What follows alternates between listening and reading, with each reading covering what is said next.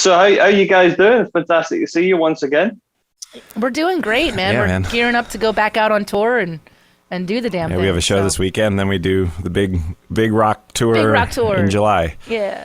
Incredible. You know, the thing is, hearing Back from the Dead, you can hear that. I mean, by the way, congratulations on this record. You always deliver, but it's lovely when, as a fan, the expectation, the build up, and then it actually comes through, because we know what it's like. Not everyone does, but but you guys always do. But one thing I was going to jump to straight away is, this album is like, therapy, like in a good way, like it feels like there's a lot of aggression, a lot of anger, a lot of frustration.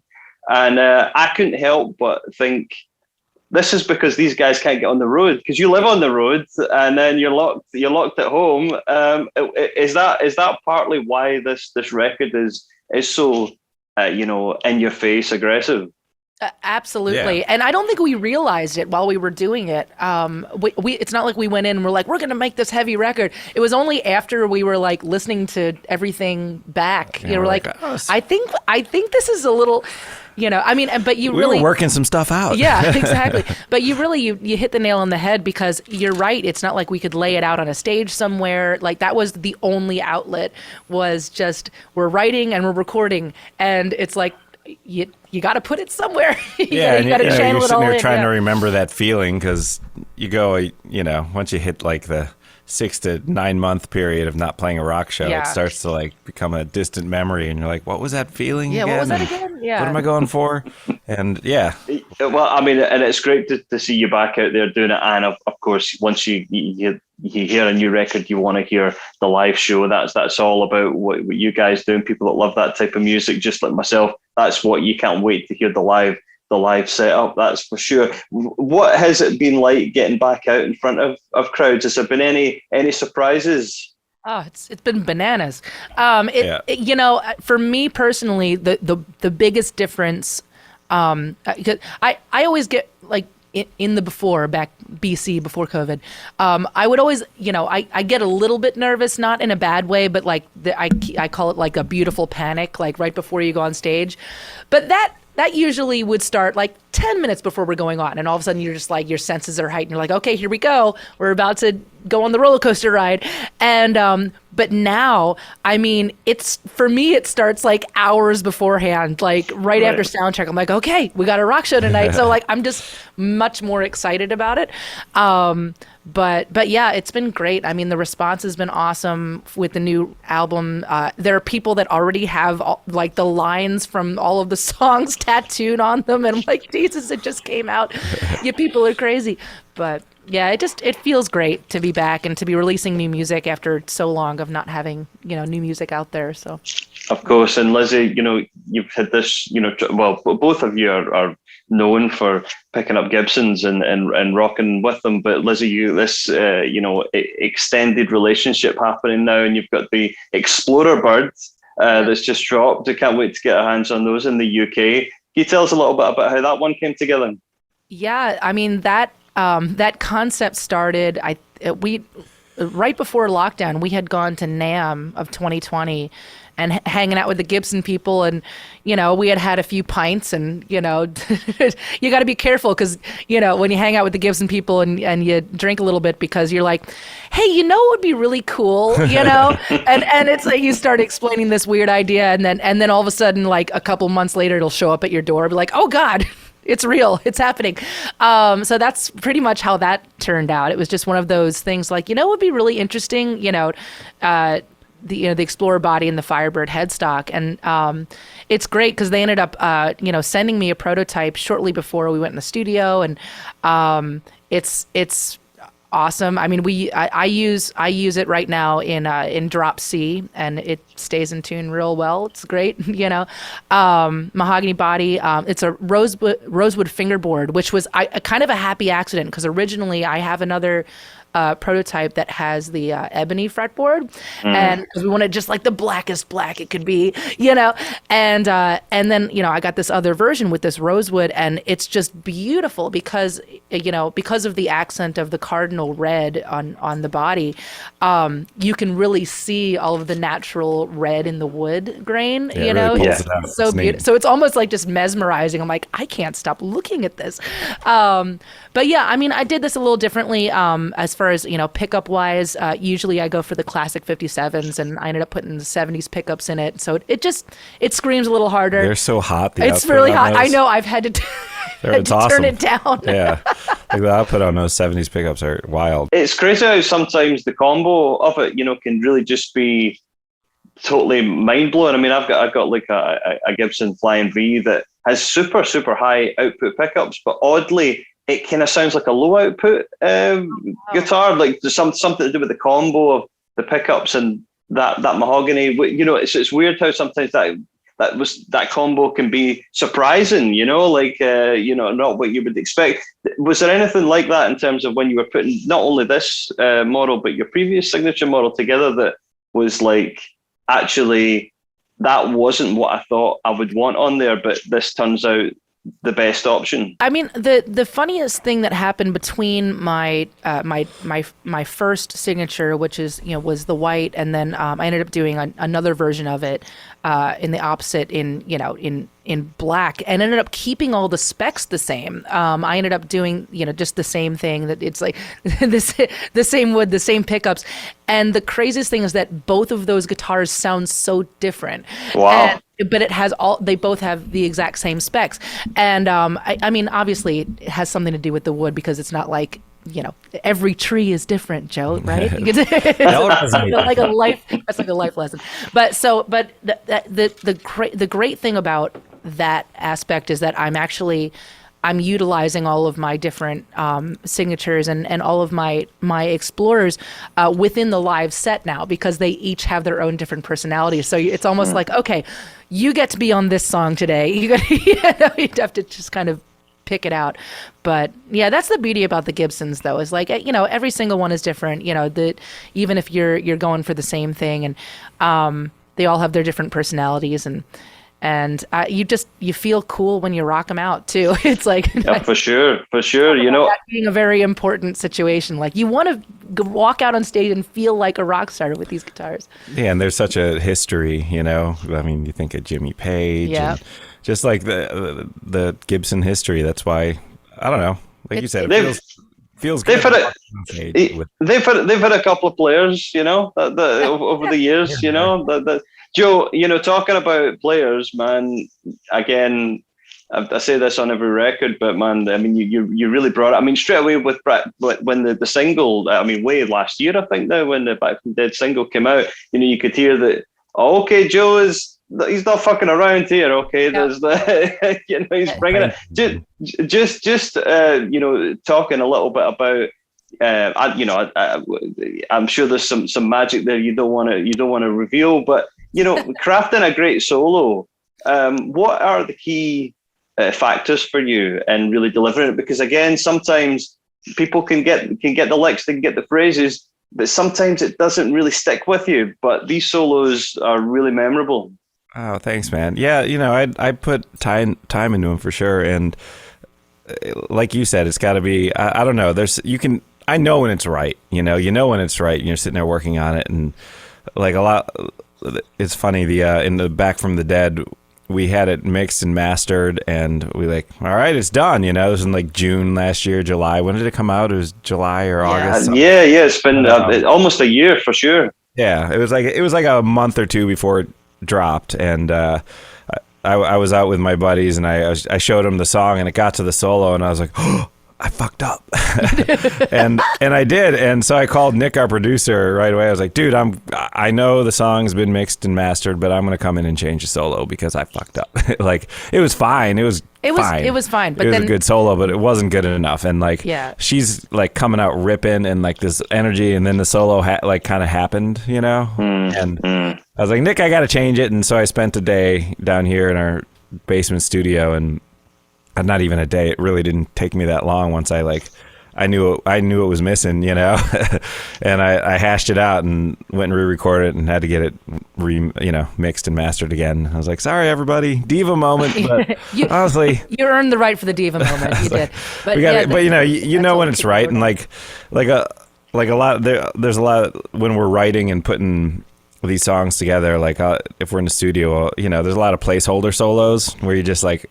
The solo, you just play it and be like, all right, there's one. But I do like to sit and craft it, and you think about the melody of the song and try to get some licks in at the same time while honoring the changes and the melody and make it all cohesive, so that it, what's the drum feel like coming out of it, and you're not trying to fight the rhythms. Like it takes a second for me to craft it like that, but that makes sense to me, like same with this solo. I sat down here and worked through it until I knew it had the goods. This album is like, and cover your ears because I know you don't like compliments, but it's some of the best lead work that I've ever seen you do, and Thanks, it's almost Liz. like you were bottling it up for so long, and it's like I gotta get it all out. It's just great. Because the album is, it's a kick in the teeth. And then when you redid that solo, I was a little nervous because I'm like, the solo's fine, it's great, But then, you redid it and just totally kicked the door down. It's like that's what it needs. There it is. Yep, it's great. Well, I love you. Not I don't want to.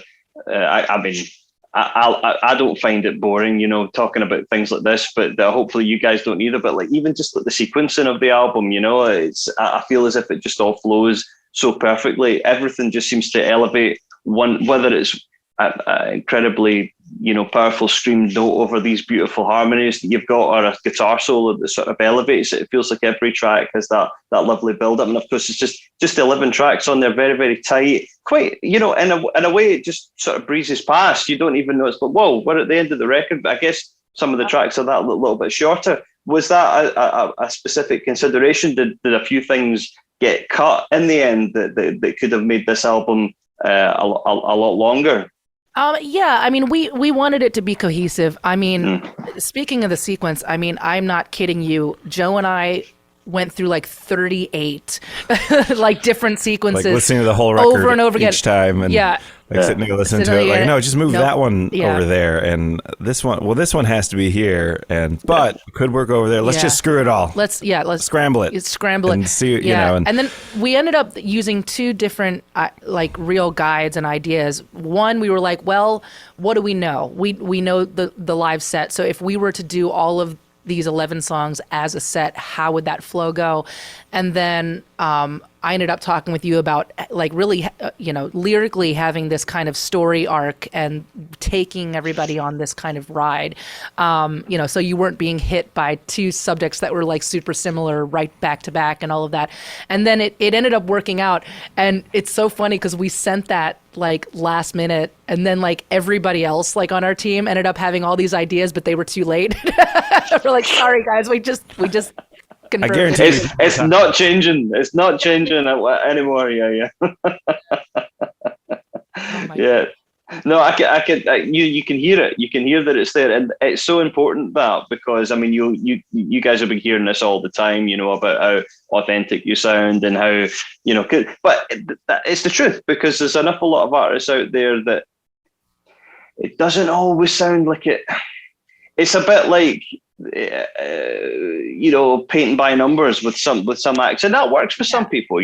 That's fine. It's like an emulation of something before. But for me personally, I don't want to put on music and then do. Oh, it's all right. If you're in a gym or something, sometimes something can get you pumped up. But I don't want to like put on an album and do something else. And for an awful lot of people, that's kind of the way music is becoming. That it's the thing to put on while you're doing something else. But an album that's got so much care, attention, time, even down to the specifics of the sequencing, because you're not going. Don't just listen to two tracks at random. Oh, well, do what you want, but I guess you guys, you're thinking there's a reason for this. It's a cohesive album, just like the albums that we love. Just talking about that, what are some great sequenced albums, like off the top of your head, where you when you just sort of put it on, you've always got to listen from start to finish. The one that we've been obsessed with for a few months now is the new Ghost record. Oh, And we listen to that in sequence. I think that's a great flow. Same with their last Ghost record too. Yes, I know. Like, He's the last two. well, are just, Tobias, he's a little meticulous, you know. Yeah. He's a mad. You know, another genius. band, the band I'm like, I can't stop listening to the record front to back is Oh. that new Idols Yeah, record. that new Idols Like, album is fucking love it. amazing. I just watched their Live from the Basement thing they did. Have you seen that? I've seen that, man. These guys bring it as well. That talk about aggression. There's some aggression going on there. Yeah. But like with clean tones and Yeah. like the drumming, the dude is just like playing the song, you know. I don't know. Yeah, it's I'm really cool. I'm obsessed with that band right now. And the guy, you can tell he gets into character, you know. He sits there and like before that thing, he's like sitting there getting his, yeah, here we go. And Yeah. then he enters the zone, you know, and it's like, cool. Like, yeah. Now, you know, great tracks, you know, are amazingly performed, but we also need those great tones, and the album is full of that once again, of course. So what were the choices amp-wise for this? Oh my gosh, we had a whole pile. It was a combo platter of Nick and my gear. Like, we brought, between Nick and us, we brought Yeah. like 100 some guitars into the studio and had Wow. like there were 20 no amps. there was no longer anywhere to sit. It Yeah, was just all the chairs guitars. became It was awesome. all the Awesome. couches, everything. It was a total like geek dream. But we ended up doing an experiment, and I have two like early 70s Marshalls that are just like, they're so loud. It's, you know, they say they're 100 watts, but you know, those early 70s, you know, I think I didn't even measure, but I know it's coming in between 150 and 2. Like, it's so loud. And we had a cabinet in one room, and then we'd put like a tube screamer, an old tube screamer in front of that, and then run like either a Diesel or Yeah. a Freeman, or a lot of times it was a Bogner. Wasn't there a some Swan Bogners. as No, well? Or no, did no was that on Swans. the That was- last record. No, We didn't use the Swan? Oh, okay. For some reason, I thought that was in there. not in years we haven't. Regardless, yeah. So you'd have this like high energy. Oh, the Soldano, the That old was it. Soldano. Sorry, I'm not yeah, the Swan, the fucking Soldano. awesome. Okay. Man. The 100 watt one from the 80s. I Yeah. forget that. Sure, yeah.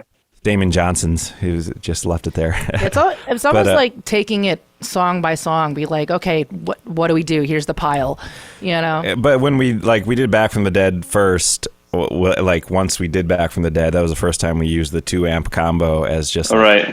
a basic thing, and then we'd take like a super overdriven amp and throw like a Pog with a low octave on it, and just you know, and it like this record we used a little bit of like some like last record Vicious, we used a lot of like Moog synthesizer, like just to like carry this low end with some riffs and stuff. And we didn't really do that much this record. Like we were tuned down to C and A. Yeah, and we ended up B, tuning down. and like hitting. I don't know. It was just a different sonic palette. You know, and then we ended up using a lot of baritone guitars as well, just to have that kind of right up the middle, you know, filling up that space.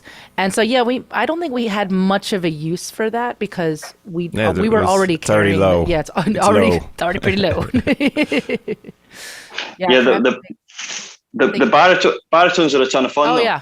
yeah, they're great. Between the two of us, we have a few, and I keep bugging the Gibson people. I'm just like, hey, you know, Man, we could just do. They made her 2 Gold Top Explorer They're so baritones cool. that are so cool, and they sound amazing. It's literally like one of the best sounding guitars in the room. things like a piano. You know, it's amazing, and I'm just like, you know, because not a whole lot of people dig the baritones. It's not like there's Man, you a can't- huge market for it. You can't even find them We half the time. We can't talk about it without. I have to. I have like a Yeah, no. daily search going for He's Gibson. looking. But yeah, so I keep trying to tell the Gibson people, just a limited run. It'll be fine. It's just like you just get a couple of them out there. Man, it'll catch fire. I'm telling you. I mean, I you feel it coming because the second you pick one up, you know, you're not putting it down for hours. We in the studio recently we had an Aria baritone that was very, very, you know, cheap price wise. You know, we're talking about like under $500. But man, I think it's just when you put those big fat strings and it plays well, and then you know And I think as well, it's like when you've been playing for like a long time, you kind of get used to that same sound of the guitar. So instantly when there's a switch in tuning or something like that, it's like a whole new instrument, isn't it? So, it gives you some new ideas. Where is, inspiration coming from for you guys these days? Because it's difficult to always keep it fresh, and not repeat, past hits and what the expectations are. What is the best way to keep inspired with songwriting? Really, you have to kind of. There are some times that you have to sit down and you have to kind of force yourself to just say yes to adventure. And you put the work in. Yeah, and you just do it.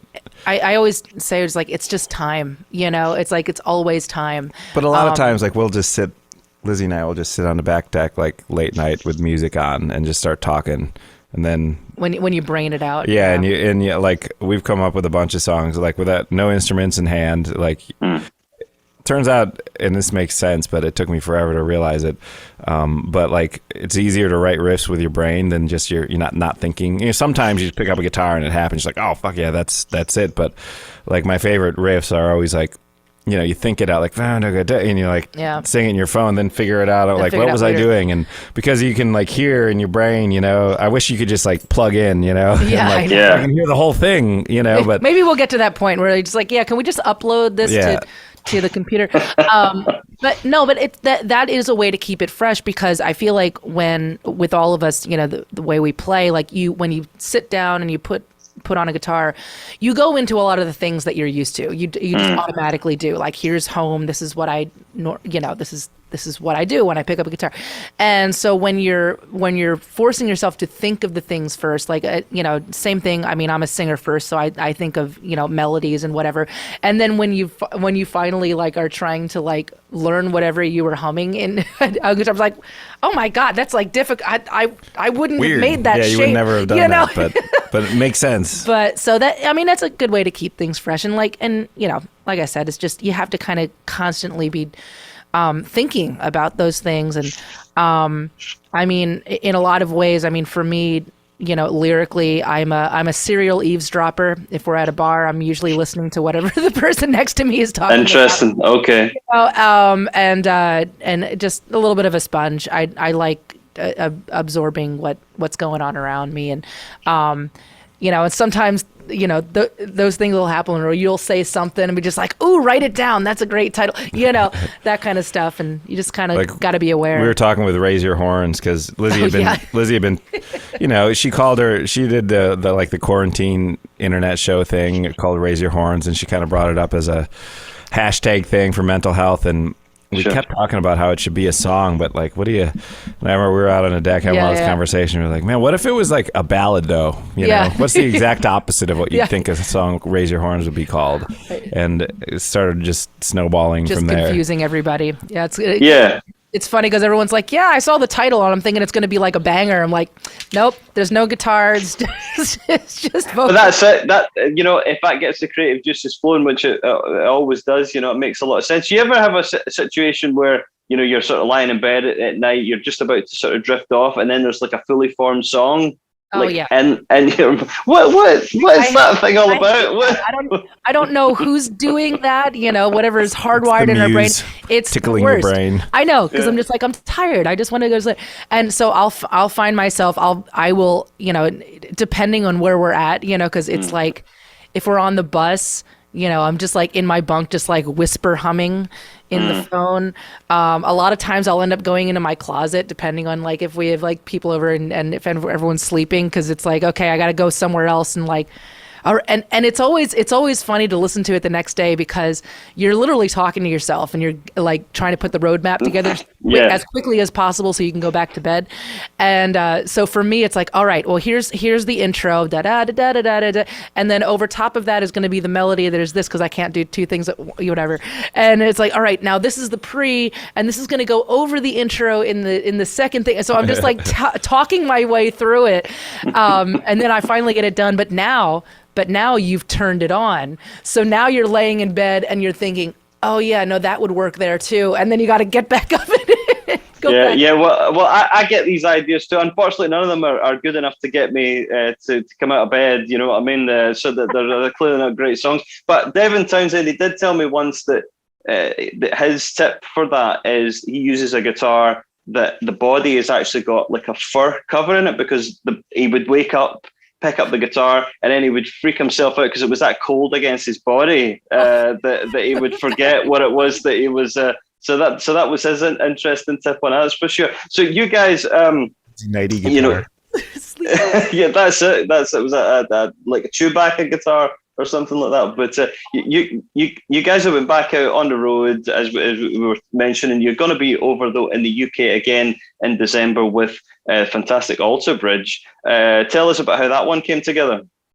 We've just been wanting to tour with those guys for a while. We did in 2013, and you know they're great dudes. We're buddies, and we love their band. And you know, it was 9 years ago, so we're like, yeah, we should do it again. It's been a while, and and you know, if they're like, you guys want to come over, we'll always say yeah.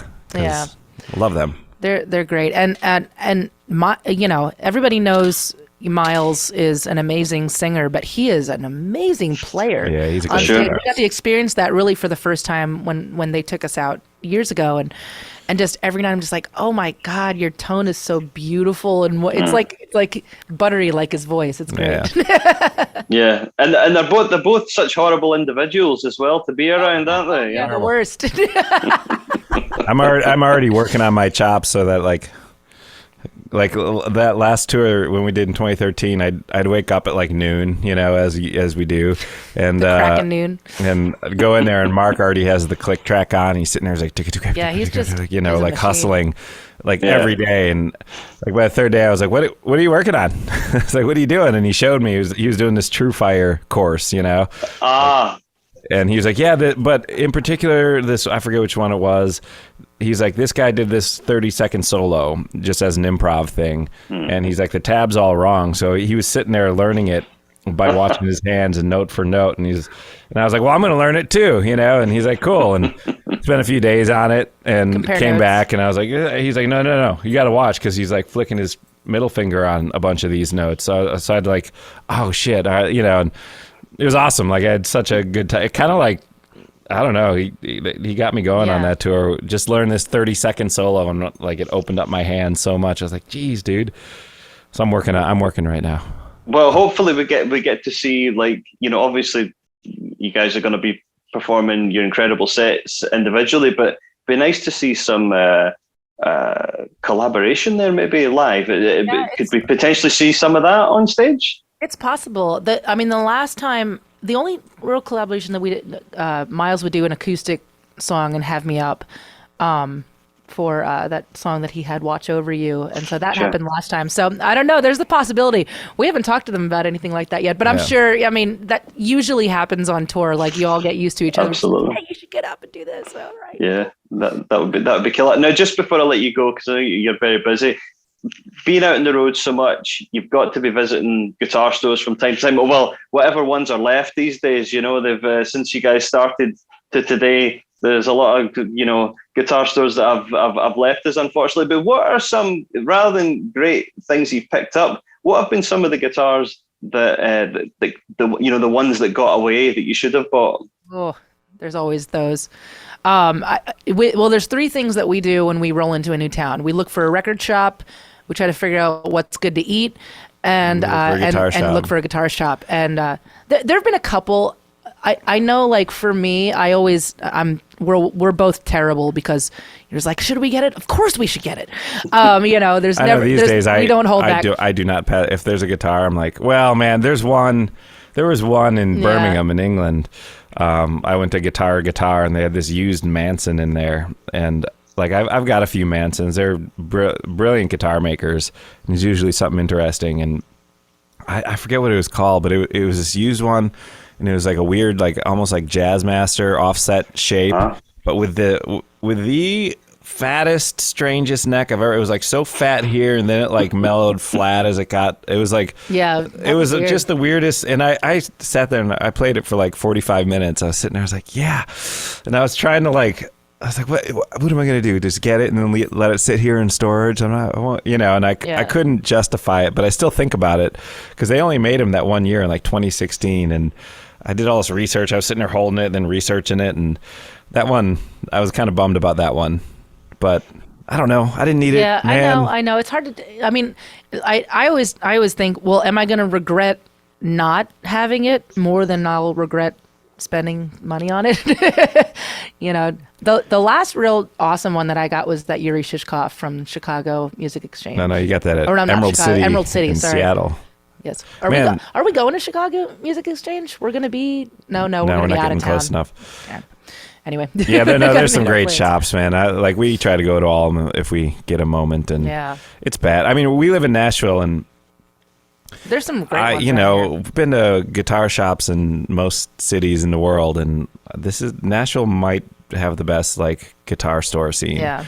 I mean, you go down 8th Avenue, and you have Carter Vintage, you have Grunes, you have Rumble Seat, and just those three alone it's like mind melting the amount of instruments. I mean, if you want a 59 burst, you can go pick one up. Yeah. Like you don't find many of those in many cities, and there's a few floating around here right now, and it's just for sure. But hopefully I'll make one of those summer NAMs, the actual summer NAM, as opposed to the NAM we just had there, which was fantastic, but it was unusual for it to be in the summer in Anaheim. Normally, of course, it's quite close to you guys, and I'll definitely have to pick something up in one of those stores.